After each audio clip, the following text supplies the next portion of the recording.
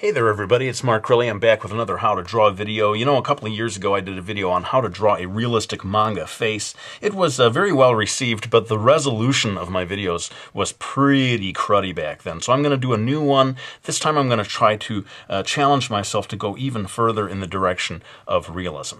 Now what you've got here is a perfect square. I've made mine a little bit less than 2 inches on all sides, but it really doesn't matter. Make it as large as you want. You can make it the size of a billboard.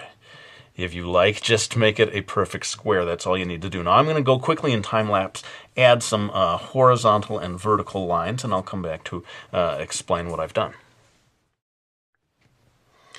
Alright, so you can see these lines I've put in here are at slightly irregular intervals. I would say that this one is around 1/4 of the distance, and then you kind of split the distance there.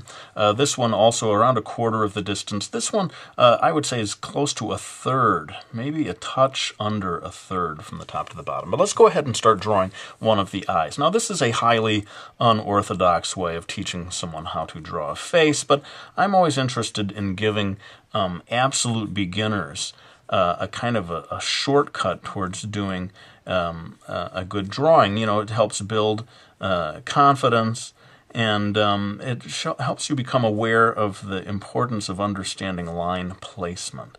And so what I'm doing here is using this first box here to give me a sense of where to place the left eye. Actually, it should be the right eye. His right eye.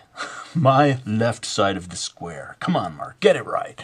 And now I'm going to add in here the iris. Notice how it is tucked well underneath that upper eyelid. This gives him a very relaxed look. I've noticed over the years that that is key. The degree to which the iris is concealed, partially concealed by that upper eyelid. Very important. Now I'm adding a fold for the upper eyelid. Notice the spaces between here. I mean, this is where the upper, or where the eyebrow is going to go. You need to replicate these spaces between things. And I'm going to add also the pupil, just kind of touching that upper eyelash line. And let's go ahead and do the indication of the eyebrow. It sort of lands right on top of that upper line, of the square that we drew at the beginning. Notice that it goes past this line. That's because the face is going to be tilting a little bit away from us, looking back at us. And having got that in place, I'm going to move on and draw in time-lapse the other eye, the other eyebrow, and come back to explain the slight differences between them. Alright, so we've got the eyes in place here. Because that line was, like I said, about 1/4 of the distance, this ends up being more compact, and that helps to get things accurate in terms of the face turning slightly away from us. Let's go ahead and move on to drawing the nose. Now this line right here, this vertical line, is going to be where the bridge of the nose kind of connects up here. Notice the angle, the very gradual angle as I bring the line of the nose out here, and then it curves back, and just this intersection right here is a great guideline for where that curves back and comes to an end. Having that, if you didn't have that guideline, you might keep that nose line going, and you'd end up with quite a schnoz there. But we're going to go ahead and draw the other line that indicates the edge of the nostril. And notice the distance from here to here. That helps you place that. And speaking of the nostril, we're going to go ahead and drop that in. Try to keep it subtle. You don't want to go too dark or exaggerate the nostril on any level. It's very easy to make that too big, and then you end up with this sort of flared nostril look. And I'm just indicating a little bit of where the shadow is going to go there. And even this upper edge of the nostril, going too much into drawing lines around that can give you problems later on as well. Let's move on to drawing the mouth. I have found, this may be just me, but I have found that drawing the mouth is incredibly challenging. I think in many ways more challenging than drawing the eyes, because the eyes, you can kind of draw lines all the way around the various components of the eyes, no problem. but you cannot start drawing really hard lines around the lips. I guess if you're drawing a female character with lipstick, maybe you can, but this is a male character. And when you're doing the upper lip, the line of the upper lip, you really have to keep it light. And the spatial relationships between all these lines are very crucial.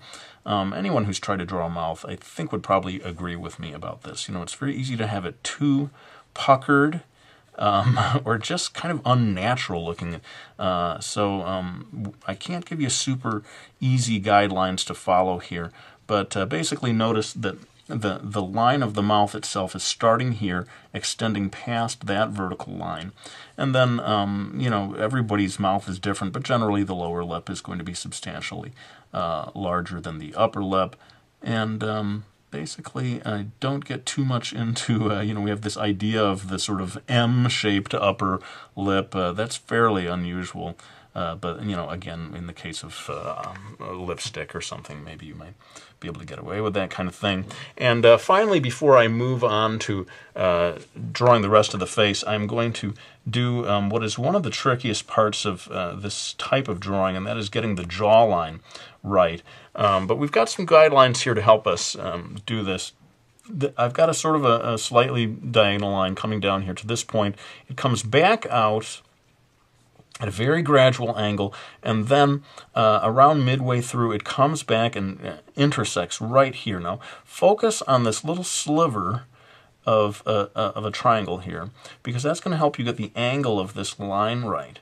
And I'm going to pull back the camera so that we can do the rest of the line that delineates the edge of the jaw. Okay, so I've pulled all the way back here, and I'm going to take that line and sort of extend it. And so that's why it's so important to get that sort of sliver, the shape of the triangle at the right shape, because that's going to allow you to get the angle of this line right. Okay, and then it's sort of a 90-degree angle here. Now the trick becomes, where does the chin line go? What I'm doing is sort of imagining this line extending down here, and right around where those two lines would meet, maybe just a touch to the left, is where you're going to put this 90-degree angle, sort of like a reverse letter L that you end up here.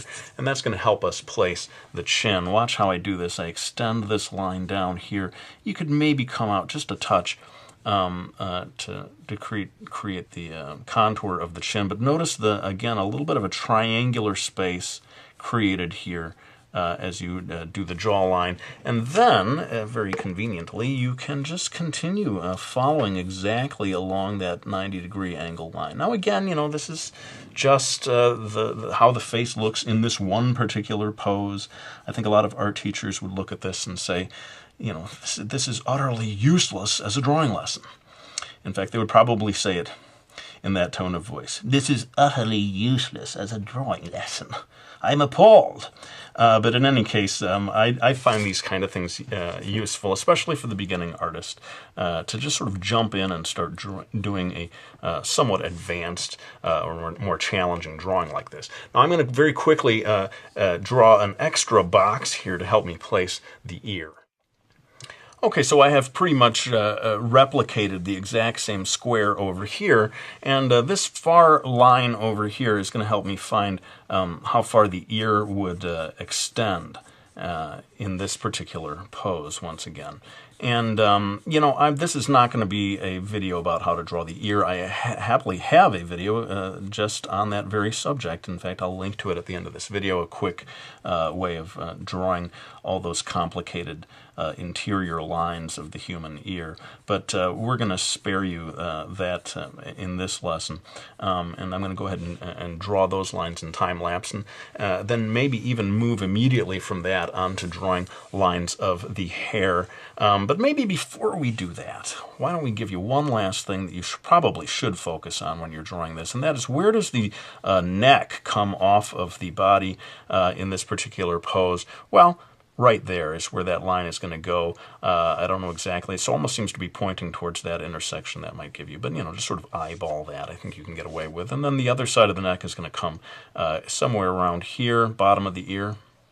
Where does that work for you? Hey, it works for me. Bottom of the ear. Yeah, let's go with bottom of the ear.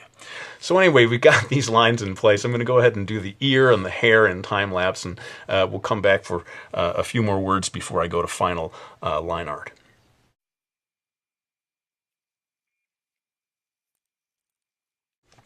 All right, so we've got all the lines where they need to be. I'm going to pull out my black Prismacolor here, a colored pencil, just to do final lines here. That's a more or less permanent pencil, and then I can erase all of the guidelines and then go right in and add the final shading. You know, I'm going to be covering an awful lot of stuff during this next bit of time lapse, but that will help keep this video short. If you want to have a separate video on doing the detailed line work, adding the shading, go ahead, request that in the comments section, and hopefully I'll be able to do a video like that in the future. But for now, let's go ahead and finish up this drawing.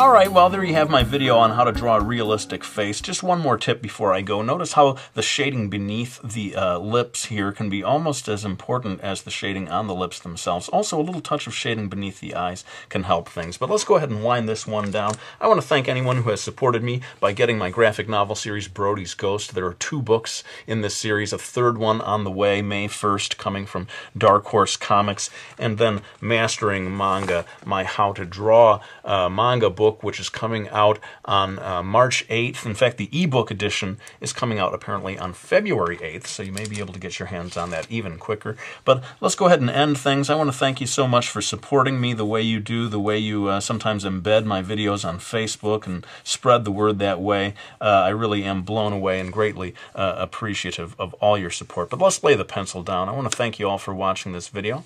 I hope you found it useful, and I'll be back with another one real soon.